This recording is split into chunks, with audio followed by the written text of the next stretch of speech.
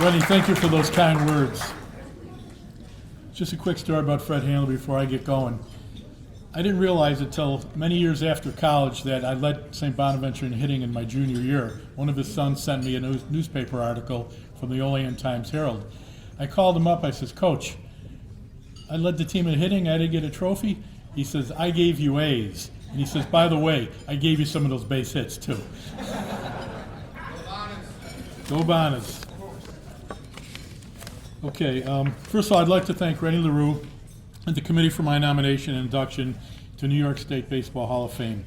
Also, I would like to congratulate all the other inductees. I'm very familiar with a lot of the work from most of you. The ones that I did not know about before today, congratulations on your great work. And one common thing between all of us is we love baseball, as that gentleman before talked about.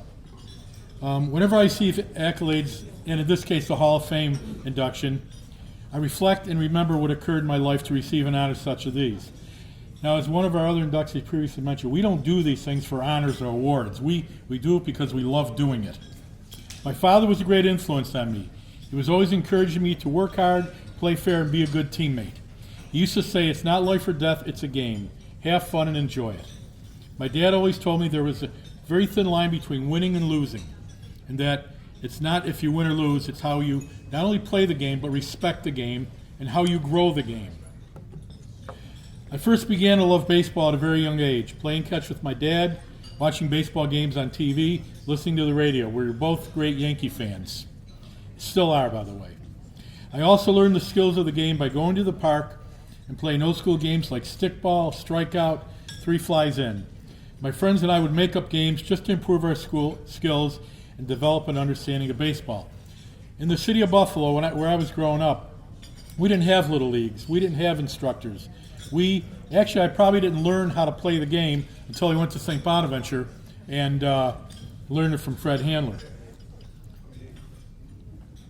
When I was in grammar school, I was a second baseman on our grammar school baseball team. It was 7th grade.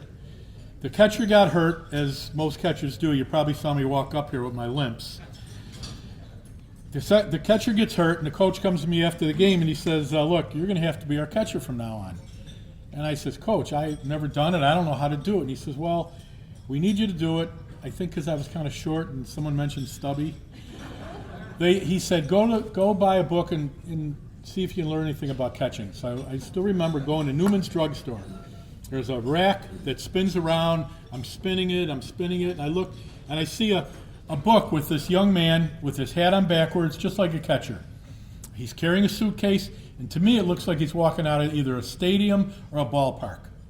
Well, I take the book home, I start reading it, and I read it and kept waiting for it to teach me something about baseball or catching. It never did. It wasn't about baseball.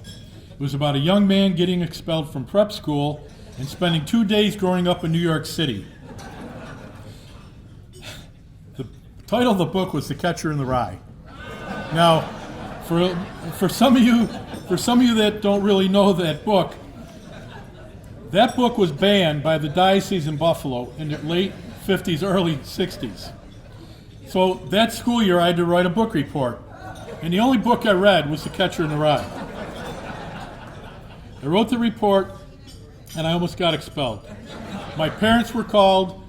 We had to meet with the principal, the teacher, the pastor from the church, and they're just grilling me about this book. And I just looked at them and I said, I just want to be a catcher. And the priest kept saying, my son, it's not about a catcher. Father, I know it. And I've loved the game ever since reading that book. The move to catching worked out very well for me because teams were always looking for a catcher. I had opportunities to play in some very good amateur teams when I was young. I had a successful high school career, and I did well at St. Bonaventure under Coach Fred Handler. Just a little bit about Fred Handler. I know Eric said great things about him. This man was a mentor to me like you wouldn't believe. He's also being honored and inducted this evening, and I am most honored to be inducted with Fred. As a coach, he taught me many aspects of the game, mostly to treat my teammates with respect, and I know there's a couple of them here tonight, and thank you for coming. With regards to coaching, he used to say, don't ask your athletes to adapt to you as a coach. Adapt to the athlete because they are all different. And I lived by those words as I coached for 48 years in Williamsville School District. After college, I had the opportunity to play in some very good semi-pro teams, and we won several local and national championships. The love and ability to catch led me to several opportunities in professional baseball. In 1982, Pittsburgh Pirates were Buffalo was the farm team of the Pittsburgh Pirates. They hired me to be a bullpen catcher with Buffalo. Tommy Stanton was our manager. I know Tommy passed away recently, but a great man. And our director of minor league operation was his Branch Rickey.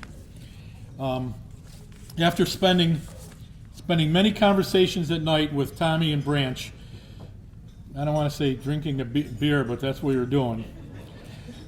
He said to me one night, he says, you have a pretty good feel for the game. How would you like to be a scout? And I said, it's something I'd look at. He says, well, I'm going to set you up with Murray Cook in Pittsburgh, and he'll interview you, and we'll see what happens. The Pirates hired me, and I later, a couple Kansas City people here, I later did scout for Kansas City. In 1983, the movie Natural came to Buffalo. The movie company needed someone to find local ball players for bit parts in the movie. Because I had played locally and scouted in the area, they hired me to find ball players. They knew what they were looking for as far as a look, but they really didn't know talent. And I don't want to take credit for some of the bad talent in the movie, but that was the look they were looking for. So they needed a catcher, and so that I was that. 1984, when the Grand Old Game, it's an old-timers game. Many old-timer games were played at the stadium with all the players. Like, I'm sure Tino's gone back to Yankee Stadium and played an old-timers game, and people going back to the Mets. Well, the Grand Old Game was put together by the Alumni Association of Major League Baseball, and they were traveling around the country playing games. Well, Bill Freehan, the longtime Detroit Tiger, had to cancel. So they asked me to catch for the American League that day. In one game, I caught Whitey Ford, Don Larson. Now, I don't know how many people other than Yogi Berra had done that, but I caught those two guys in a game. I batted against Warren Spahn and Don Newcomb. I hit a fly ball to Willie Mays, who made his trademark basket catch with his hat flying off. Later in the game, and if you remember, USA Today was in its infancy in 1984. Later in the game, a reporter from USA Today asked me what I was thinking and what it felt like playing with many and future Hall of Famers. I looked down the end of the dugout, looked left and right, saw guys like Whitey Ford, Brooks Robinson. I thought for a moment, I said, I feel like the Pope sitting with the 12 apostles. I don't know where it came from, but the next day it was in USA Today, that quote, me catching we catching and Willie Mays batting. I also had the opportunity to play against several resurging barnstorming teams. Back in the 30s and 40s, there were these barnstorming teams, the Indianapolis Clowns, the House of David. I got a chance to catch in games against them. I had an opportunity to coach against the 1984 Olympic team that I put a team together to play them in Buffalo. I didn't play against them because I didn't want to embarrass them. I can play with the old-timers. I couldn't play against those guys. This all basically happened. Oh, I also had a chance I got to know Phil and Joe Necro pretty well, doing all these old-timers things, and they put a team together called the Coors Silver Bullets. And they came to Buffalo. It was a team of women, and they were outstanding. I put together a bunch of former pros and everything. We only beat them 2-1. I had Joe Charbonneau playing, who was an American League Rookie of the Year at one time, and Tommy Mikowski, a pitcher who pitched in the big leagues. All this happened because my seventh grade coach asked me to be a catcher. Oh, I'd also like to have a special thanks to my family who are here tonight. Those two tables are those beautiful people over there, those young kids. Those are all my grandkids and sons and daughter-in-laws.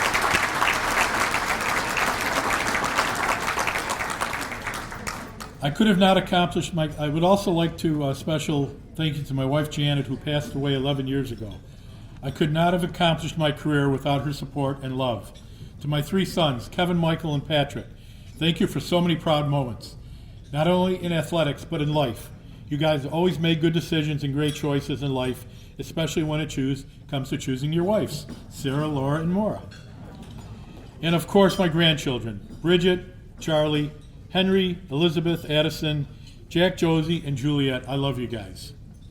And a special thanks to my fiance, MJ, who shares her love, the love for my family, and her love for baseball. I also want to thank my relatives, Kelly, Chris, Shelley, and Jack, for all your support. Love is the most important thing in life. Love is the most important thing in life, but baseball is pretty good too. Yogi Berra! Yogi Berra!